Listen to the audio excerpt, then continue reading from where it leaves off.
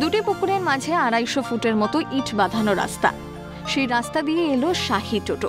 টোটো চালক পরমেশ পাত্র তখনও ধাতস্থ হতে পারেননি। সবকিছুই লাগছিল স্বপ্নের মতো। স্যার ভালো, আমি কথা বলতো, আমি বলিনি, আমি ড্রাইভারের ব্যস্ত। তুমি কিছু বললে যে কি দরকার না?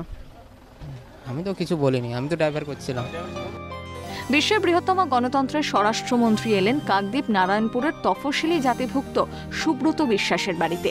বাংলাদেশে উদ্বাস্তু সুব্রতর ঘর তৈরি হয়েছে প্রধানমন্ত্রী আবাস যোজনার টাকায়। টোটো থেকে নামার পরেই রাস্তার দুপাশে অপেক্ষারত মহিলারা শাঁখ বাজিয়ে তাকে স্বাগত জানালেন, দিলেন উলুধ্বনিও। অমিত শাহ সবার সঙ্গে হাত মেলালেন, শুনলেন তাদের 12 মাস।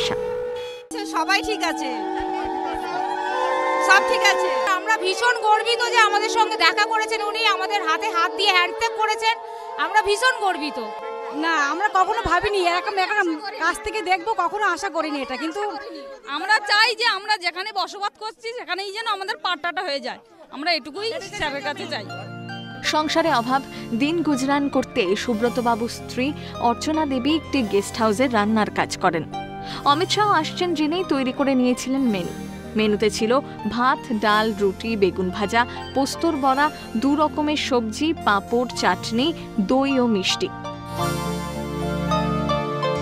নিতান্তই সাধারণ মেনু।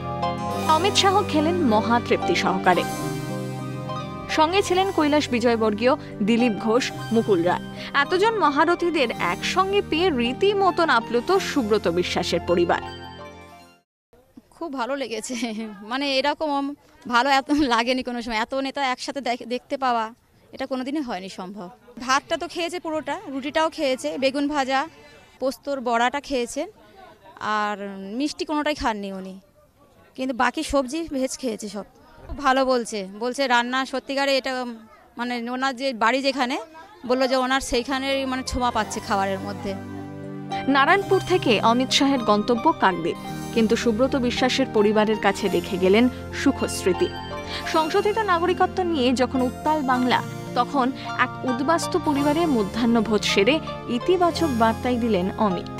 এমনটাই মত রাজনৈতিক মহলের।